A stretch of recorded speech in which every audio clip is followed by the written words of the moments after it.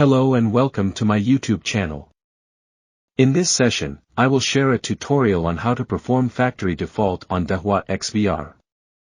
To initiate the factory default process on the Dahua XVR, begin by right-clicking on the monitor screen and selecting the main menu option.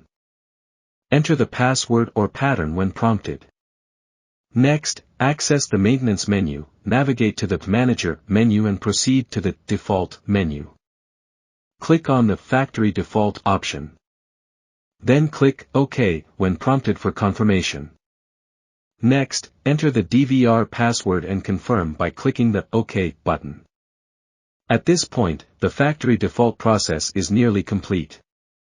Allow the DVR to reboot. Once the DVR has powered on again, it will have successfully returned to its initial settings. That's it. How to perform factory default on Dahua XVR. If you have any questions, feel free to ask in the comments section below. If you found this video helpful, don't forget to subscribe to my channel, give it a thumbs up, and share it with your friends on social media.